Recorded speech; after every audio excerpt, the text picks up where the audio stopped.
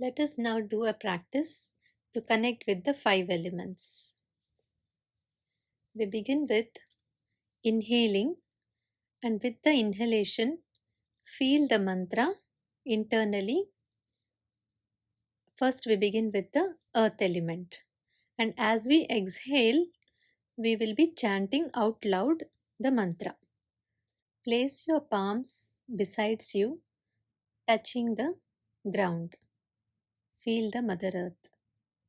So, we begin here. Inhale. Om Lam Prithvyai Namaha. Om Lam Prithvyai Namaha. Inhale. Om Lam Prithvyai Namaha. Om Lam Prithvyai Namaha. Om Lam Prithvyai Namaha. Om Lam Prithvyai Namaha. Stay there with all the feelings of gratitude that you have towards Mother Earth. Feel how Mother Earth helps us to nourish us, gives us the support, the foundation to exist in this universe. Focus on the breath and the Mooladhara chakra.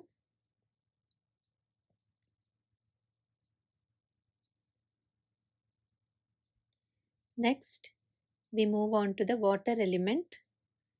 Now place your palms at the lower abdomen and we will chant the mantra. So, as we inhale, chant the mantra internally, and while exhaling, chant the mantra out loud.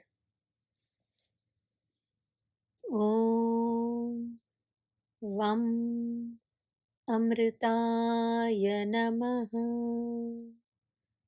Om Vam Amritaya Namaha.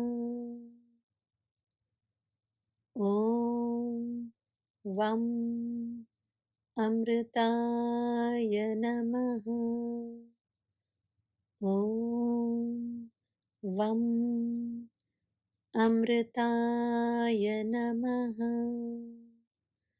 Om Vam Amritaya Namaha.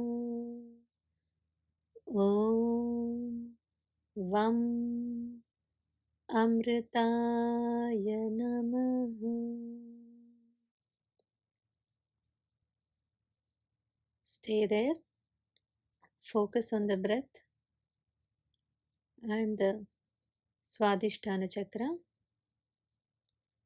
Feel connected to the water element, how it quenches our thirst, makes us energized, purifies us, cleanses us. It's the essence of our existence. It's the Rasa Shakti. Feel connected with the blood that is flowing within our body.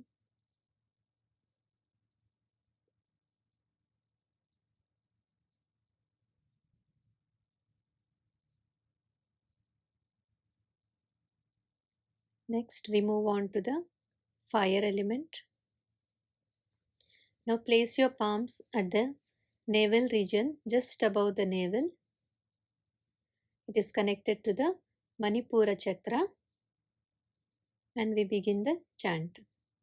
Inhale. Om Ram Agnaye Namaha. Om Ram Agnaye Namaha. ॐ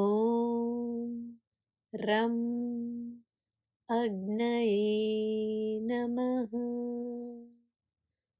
ॐ रं अग्नये नमः। ॐ रं अग्नये नमः। ॐ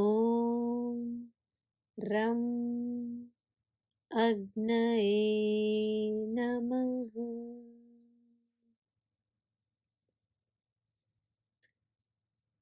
Stay focused at the Manipura chakra and connect it with our breath.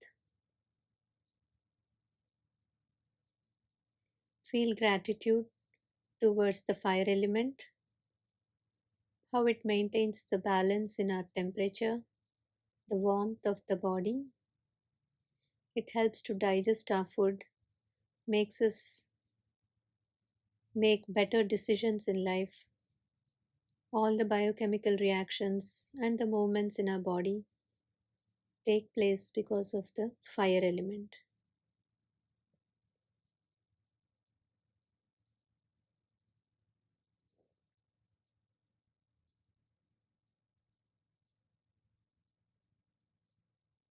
Next, we move on to the air element. It is connected to the Anahata chakra.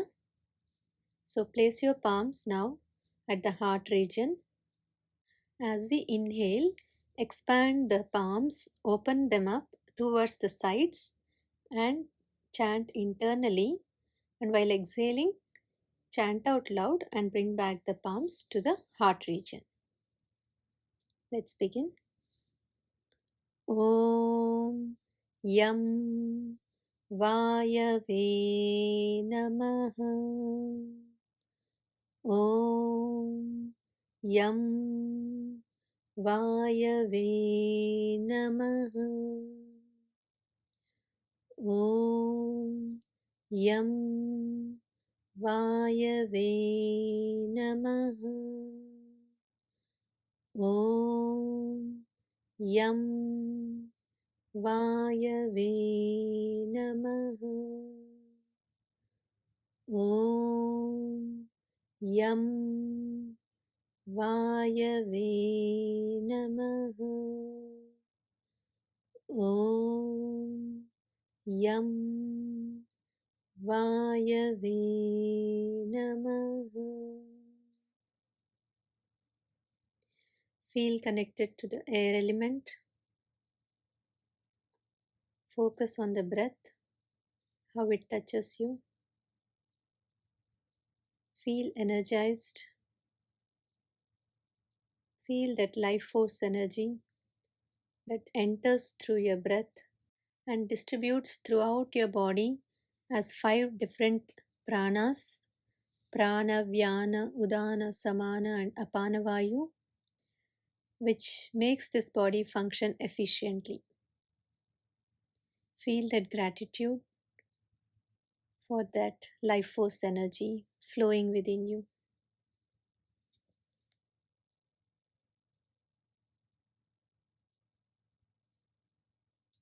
Next, we move on to the space element.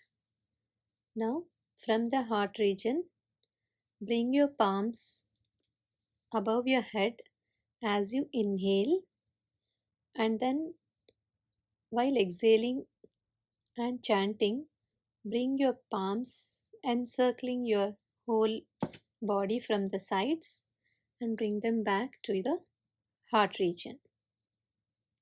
Let's begin. Inhale. It is connected to the Vishuddhi chakra, the space element.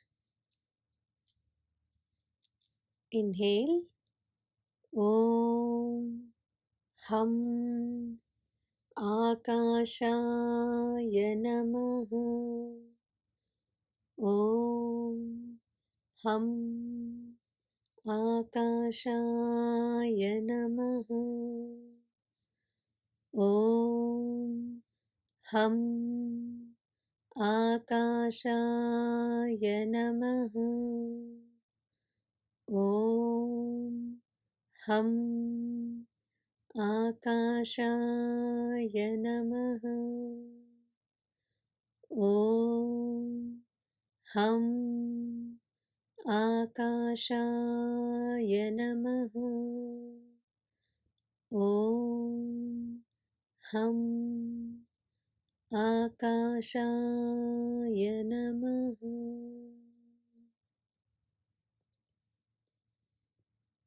Feel connected to the space element. Focus on the breath. Experience the space element, how it accommodates us in this universe, and also feel the internal space that brings us to calmness, peace, and gives us that serenity. Feel that inner space of silence. Feel the gratitude.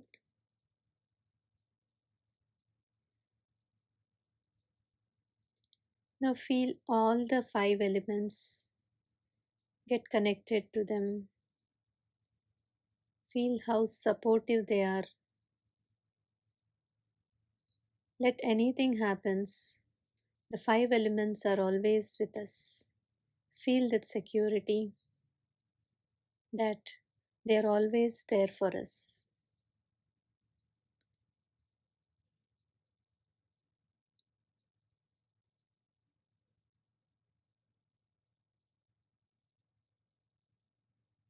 Feel that gratitude and surrender to the five elements.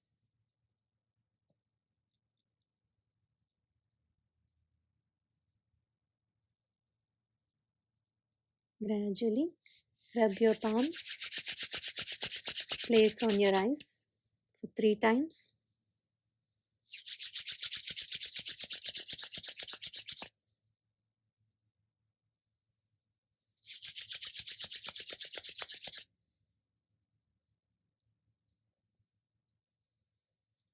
And slowly open your eyes.